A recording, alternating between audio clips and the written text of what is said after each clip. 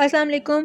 Last lecture में हमने discuss किया था डिसेंडिंग ट्रैक्स में से कॉर्टिकोस्पाइनल ट्रैक को मेनली। तो आज हमारे पास जो रेस्ट ऑफ द ट्रैक्स रह गए हैं हम उनको क्विकली रिव्यू करेंगे because they are very easy. आपने उसमें बहुत ज़्यादा कुछ डिटेल याद नहीं करनी, जस्ट आपने उनके फंक्शन, ओरिजिन, टर्मिनेशन और क्रॉसिंग पॉइंट याद रखना है। और फर्स्ट, सेकंड ऑर्डर और थर्ड ऑर्डर न्यूरॉन्स का जो अरेंजमेंट मैंने आपको लास्ट लेक्चर में बताई थी सारे डिसेंडिंग ट्रैक्स में वही रहेगी। So let's start. सबसे पहले वी हैव टेक्टोस्पाइनल ट्रैक्ट। ठीक है, अब ये ओरिजिनेट कहाँ से हो रहा है? जैसे कि इसका नाम अगर आप पढ़ें तो टेक्टोस्पाइनल यानी टेक्टम से। और टेक्टम जो है ये एक न्यूक्लियस होता है which is present in the mid brain. Mid brain के अंदर हम मिड ब्रेन के बेसिकली 2 लेवल्स करते हैं। ठीक है, on the basis of mid brain के अंदर एक स्ट्रक्चर होता है जो पोस्टीरियर साइड पर स्वेलिंग्स होती हैं, प्रेजेंट होती हैं, जिसे हम सुपीरियर एंड इन्फीरियर कॉलिकुलाई कहते हैं। ठीक है, तो हम 2 सेक्शंस करते हैं मिड ब्रेन के, eight the level of superior colliculus and eight the level of inferior colliculus. तो जो सुपीरियर कॉलिकुलस होता है ना, उसे हम सुपीरियर कॉलिकुलस न्यूक्लियस की वजह से कहते हैं, जो उसके पोस्टीरियर साइड पर प्रेजेंट होता है और बाहर से एक स्वेलिंग नज़र आ रही होती है। उस सुपीरियर कॉलिकुलस जो न्यूक्लियस है उसे हम टेक्टम भी कहते हैं। तो वहाँ से जो फाइबर स्टार्ट करते हैं, ओरिजिनेट करते हैं और स्पाइनल कॉर्ड तक जाते हैं in the form of a descending tract, उसे हम कहते हैं टेक्टोस्पाइनल ट्रैक्ट। और इसका कनेक्शन होता है with the cerebrum and cerebellum, जो कि इसके फंक्शन को जो है वो ऑल्टर कर सकता है। इसका जो मेन फंक्शन है कि ये हमारे पास टेक्टोस्पाइनल रिफ्लेक्सेस होते हैं, visuospinal reflexes, because the superior colliculus all the tectum is responsible for vision. इसका विजन में रोल होता है, जबकि जो इन्फीरियर कॉलिकुलस है उसका हेयरिंग में रोल होता है। ठीक है, तो जो टेक्टोस्पाइनल ट्रैक्ट है हमारे पास वो विजुओस्पाइनल रिफ्लेक्सेस में इंपॉर्टेंट होता है। अगर आप स्पाइनोटेक्टल वाला लेक्चर आपने मेरा सुना हो तो मैंने उसमें बताया था कि टेक्टोस्पाइनल और स्पाइनोटेक्टल में ना बहुत थोड़ा सा डिफरेंस है। एक तो मेजर डिफरेंस ये है कि असेंडिंग और डिसेंडिंग ट्रैक्ट्स होते हैं। दूसरी बात ये कि स्पाइनोटेक्टल स्पाइनो विजुअल रिफ्लेक्सेस को कंट्रोल करता है, जबकि टेक्टोस्पाइनल विजुओस्पाइनल रिफ्लेक्सेस को कंट्रोल करता है। अब इनमें डिफरेंस क्या होता है कि जो जैसे मैंने आपको उस टाइम भी एग्जाम्पल दी थी कि आप जा रहे हैं, आपके पाँव के नीचे कोई चीज़ आई है और आपने पाँव हटाकर नीचे आंखों से देखा है कि वो क्या चीज़ थी। This is the स्पाइनो visual reflex, कि आपने बाद में देखा है, पहले आपका उस पर पाँव आ गया है, तो it is controlled by spinotectal tract. इसके ऑपोजिट आप सीधा जा रहे थे, अचानक आपको सामने से गाड़ी आती हुई नजर आई है और आप साइड पर हो गए हैं, this is the visual spinal reflex, जिसमें आपने पहले देखा है। ठीक है, और ये इनवॉलंटरी हुआ है।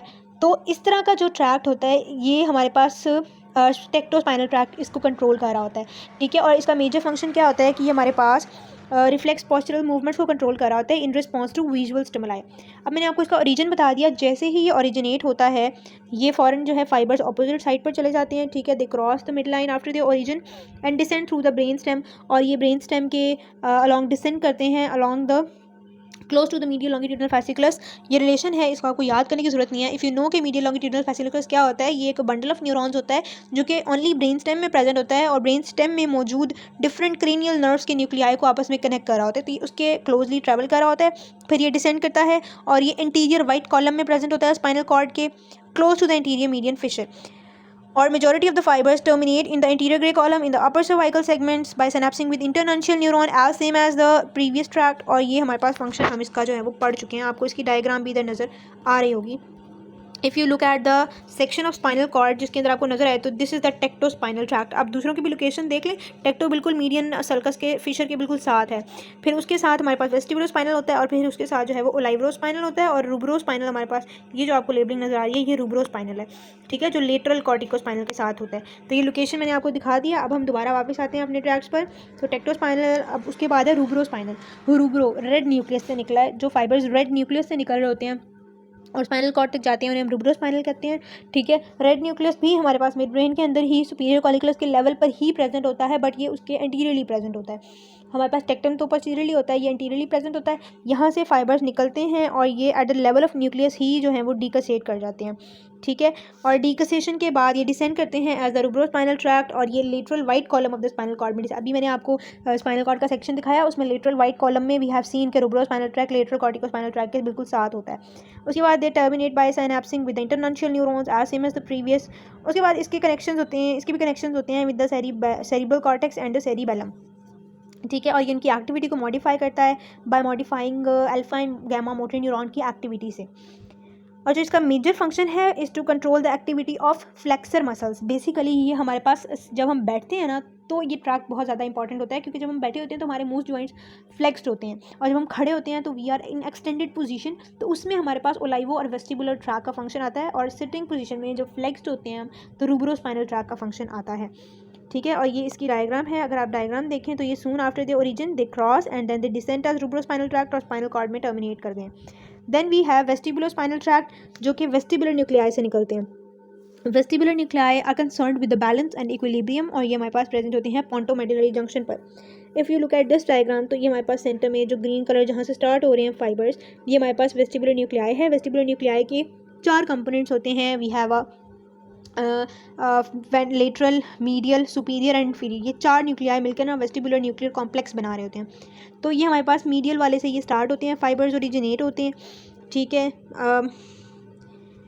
और वेस्टिबुलर न्यूक्लियाई पर चूँकि हमारे पास फाइबर्स आ रहे होते हैं ईयर से, तो जैसे ही हमें कोई, ये यूजुअली किस तरह के रिफ्लेक्सेस को कंट्रोल कर रहा होता है, जब आप कोई आवाज़ सुने, बहुत ज़्यादा गाड़ी आपकी तरफ आ रही है और आपने उसकी आवाज़ सुनी है तो आप साइड पर हो जाएंगे या वहाँ से भागने लग जाएंगे किसी डॉग की आवाज़ की वजह से।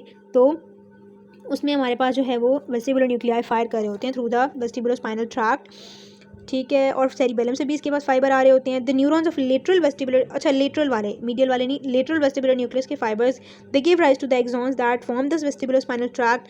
This tract descends uncrossed. This is an important feature of this tract that it is an ipsilateral tract. तो अगर कोई लीजन होती है तो इप्सिलेटरल साइड डैमेज होगी, contralateral side will be unaffected.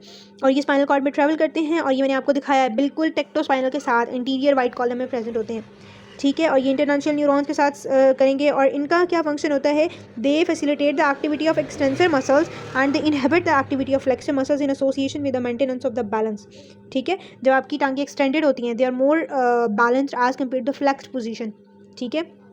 तो इस वजह से हम ये एक्सटेंसर मसल्स की टोन को जो है वो कंट्रोल करते हैं।